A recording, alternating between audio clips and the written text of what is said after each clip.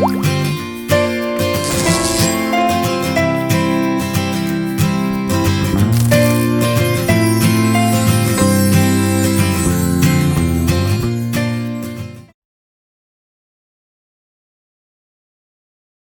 Hope आप सब लोगों ने नोट कर लिया होगा वो चीज़ और अपने आप नोट किया होगा। तो आगे बढ़ते हैं। अकाउंटिंग की definition: it is the process of identifying, recording, classifying, summarising, analysing and interpreting the financial transactions and communicating the results thereof to the users of such financial information. जैसे कि हमने देखा था उसमें क्या क्या स्टेप्स लगते हैं हमारे अकाउंटिंग में।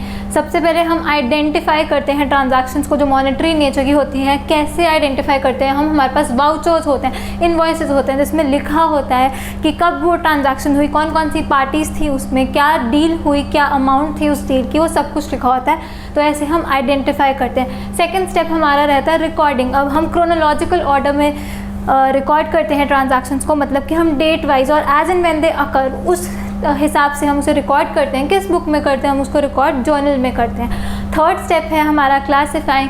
क्लासिफाइंग में हम एक पर्टिकुलर आइटम से रिलेटेड जितनी भी ट्रांजैक्शंस होंगी इकट्ठे लिख देंगे और उस बुक को हम क्या बोलते हैं? लेजर बोल देते हैं। फोर्थ स्टेप है समराइजिंग, जिसमें हम असल में असर्टेन करते हैं कि प्रॉफिट हुआ कि लॉस हुआ, मतलब हमारी फाइनेंशियल परफॉर्मेंस कैसी रही और साथ में हमारी फाइनेंशियल पोजीशन क्या है, मतलब आज के दिन हम क्या ओन कर रहे हैं और क्या हम ओ कर रहे हैं। उसके लिए हम दो फाइनेंशियल स्टेटमेंट्स बनाते हैं जिसको हम बोलते हैं प्रॉफिट एंड लॉस अकाउंट और दूसरे को बोलते हैं बैलेंस शीट। इन दोनों को कंबाइन कर दे तो इसका एक ही वर्ड है, उसको बोलते हैं हम फाइनल अकाउंट्स। तो फाइनल अकाउंट्स में दो चीज़ें रहती हैं, प्रॉफिट एंड लॉस अकाउंट और बैलेंस शीट। फिफ्थ स्टेप हमारा रहता है एनालाइज। डिफरेंट टूल्स हैं एनालाइजिंग के लिए, जैसे कि ratio analysis, fund flow analysis, पर वो हमारे टॉपिक से अभी रिलेटेड नहीं है तो अभी मैंने इसको स्किप किया है। अगला है इंटरप्रेटिंग, जहाँ पे हम देखते हैं कि क्या हुआ था, क्यों हुआ था, आगे चल के क्या होगा, हम फोरकास्ट भी करते हैं चीज़ों को। और लास्ट स्टेप जो होता है अकाउंटिंग का वो होता है कम्युनिकेटिंग। अब कम्युनिकेट किसको करेंगे? हम यूज़र्स को कम्युनिकेट करेंगे। तो यूज़र्स जो होते हैं वो दो तरह के रहते हैं, एक इंटरनल और एक एक्सटर्नल। इंटरनल यूज़र्स में हमारे पास आता है persons with in the entity, जैसे कि हो गए हमारे एम्प्लॉयज़, जिनको पता करना होता है कि क्या फाइनेंशियल परफॉर्मेंस रही है इस कंपनी की, क्योंकि अल्टीमेटली उनकी सैलरीज कंपनी की परफॉर्मेंस पर ही बेस्ड होती हैं। और दूसरे टाइप के होते हैं external users, for example creditors, जो हमें प्रोडक्ट्स जो हैं उधार पर देते हैं, गुड्स जो हैं उधार पर देते हैं, उनको हम क्या बोलते हैं? क्रेडिटर्स। तो उनको असर्टेन करना होता है क्या इनके पास इतने पैसे हैं भी कि हम आगे चल के वापस दे सकें। और दूसरा एक्सटर्नल यूज़र में हमारे पास होती है गवर्नमेंट, जिसको पता करना होता है कितना इन्होंने प्रॉफिट कमाया और क्या उस प्रॉफिट पे इन्होंने सही टैक्स दिया है कि नहीं दिया। तो एक्सटर्नल यूज़र्स में हमारे पास दो आ गए हैं, क्रेडिटर और गवर्नमेंट। अब जो स्टेप ए टू सी है, आइडेंटिफाइंग, रिकॉर्डिंग, क्लासिफाइंग, उसको हम क्या बोल देते हैं? बुक कीपिंग बोलते हैं। और ए टू जी अगर हम सारे स्टेप्स ले लें उसको कंबाइन करके हम क्या बोलते हैं? अकाउंटिंग बोलते हैं।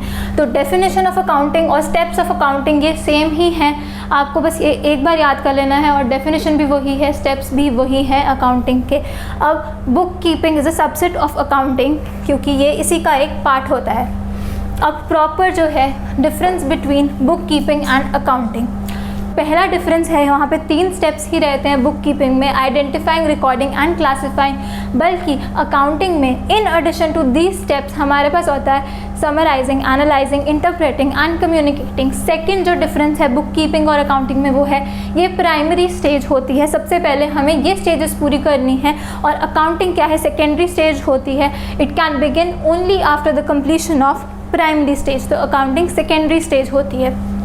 अगला थर्ड डिफरेंस हमारे पास है कीपिंग का जो ऑब्जेक्टिव होता है वो होता है टू मेंटेन सिस्टमैटिक रिकॉर्ड, कि हमने पर्टिकुलर तरीके से इसको ढंग से सारी जो इन्फॉर्मेशन है उसको प्रेजेंट करके रखा हो। तो टू मेंटेन सिस्टमैटिक रिकॉर्ड्स ये इसका ऑब्जेक्टिव है। बल्कि अकाउंटिंग का ऑब्जेक्टिव ये नहीं है। अकाउंटिंग का ऑब्जेक्टिव है to ascertain the financial performance and position. Financial performance फिर से बोलूँगी, प्रॉफिट हुआ कि लॉस इनकर कर लिया, और फाइनेंशियल पोजीशन कितना हम ओन करते हैं, कितना हम ओ करते हैं दूसरों को। फोर्थ और लास्ट डिफरेंस जो है दोनों के बीच में वो है बुक कीपिंग जो है वो जूनियर स्टाफ करता है, it is done by junior staff, whereas accounting is done by senior staff. ये सीनियर स्टाफ के लोग करते हैं अकाउंटिंग वाला काम। अब ये जो मैंने सर्कल्स लगाए हुए हैं, जैसे कि to maintain systematic records to ascertain financial performance, मतलब प्रॉफिट या लॉस, फाइनेंशियल पोजीशन, ओ कितना करते हैं, ओन कितना करते हैं, और कम्युनिकेटिंग, ये चारों जो सर्कल्स हैं ये एक और क्वेश्चन का आंसर है जो कि है नीड या objectives of accounting.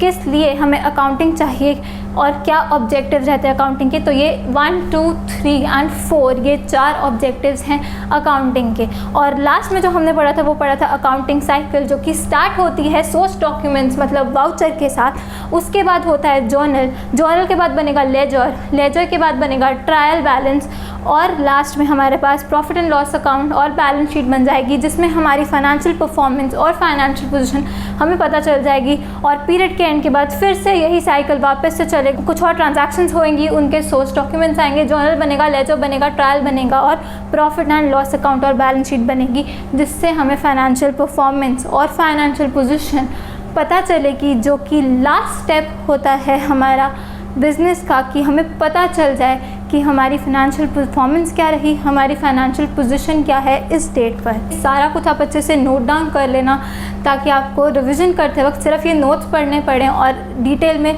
Go through ना करना पड़े सारा टॉपिक।